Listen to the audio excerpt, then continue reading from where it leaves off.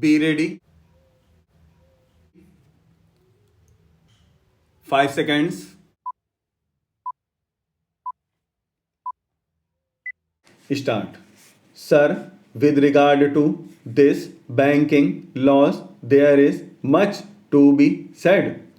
After the nationalization of banks, several issues have cropped up.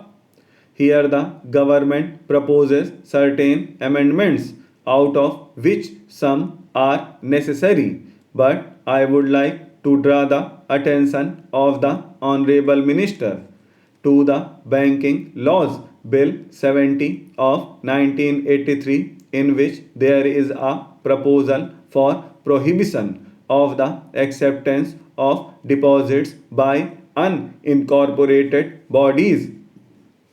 About this, I would like to stress this point because society has its structure in this country. There are certain money lenders who are rendering some service to the people. Your branches have not reached there. That entire structure or infrastructure, whatever you name it, is not there. Because of that, Saraf associations have made representation to the government on the way in which you are stopping this thing. If we say you can collect deposits from 10 people only, then this entire thing will come to a standstill.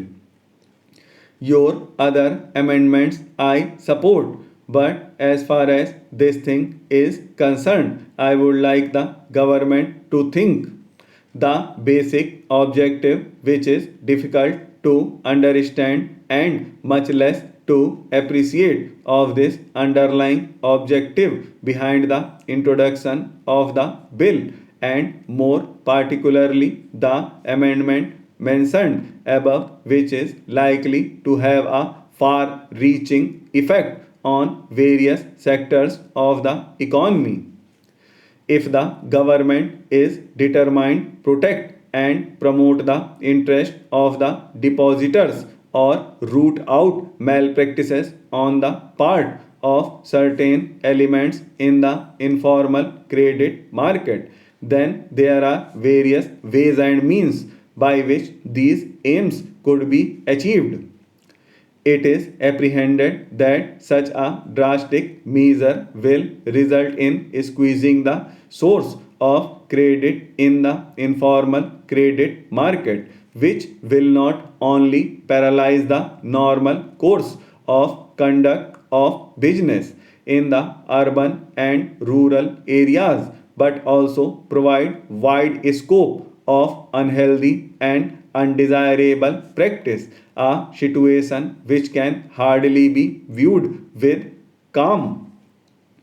We humbly feel that rigorous restrictions on acceptance of deposits by the unincorporated bodies has also draconian measures to control them would only cause serious damage to the economy, resulting in hardship to millions of people without any commensurate benefit to anybody.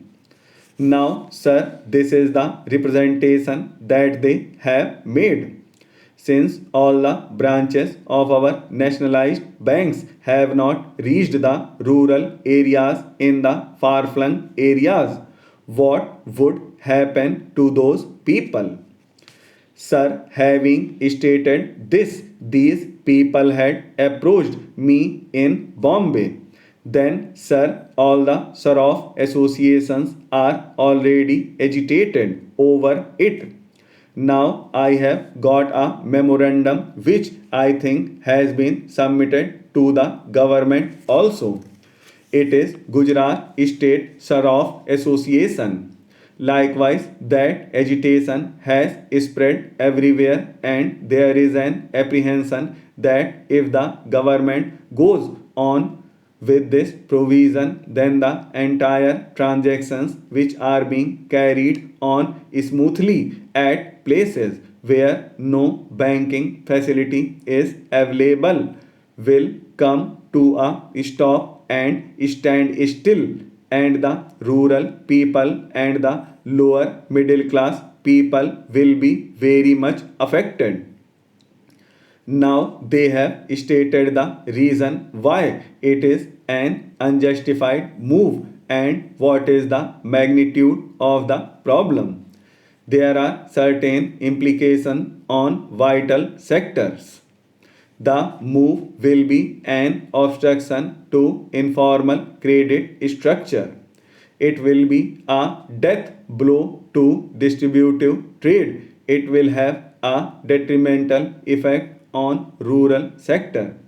Then it has been mentioned that it will have a crippling impact on indigenous banking. It will aggravate unemployment.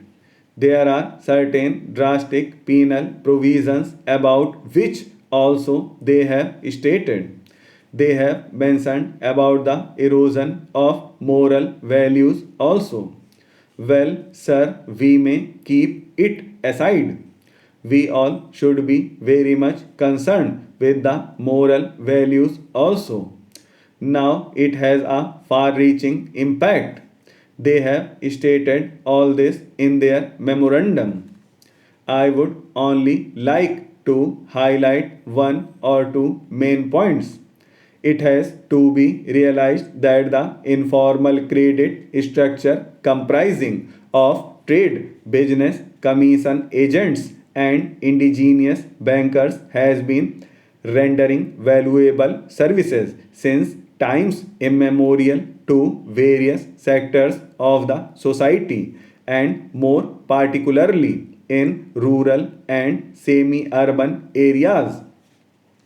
What is more, they occupied a place of pride due to personalized service to both clients and depositors, coupled with high efficiency and prompt service at low overhead cost. Even though greater percentage of information credit structure is unsecured vis-a-vis the bank credit which is mostly secured, the default is very low. Despite substantial expansion of bank branches, not only of the nationalized banks but also the national rural banks and the cooperative banks, the informal credit market continues to serve the increasing needs of the internal trade industry and commerce of the country, which highlight its viability and indispensability.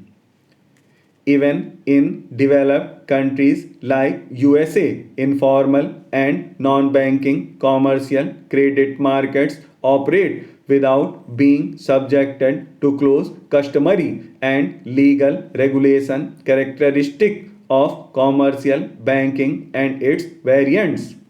In such circumstances, instead of destroying such informal credit structure, it would be quite useful to revitalize and reinvigorate it.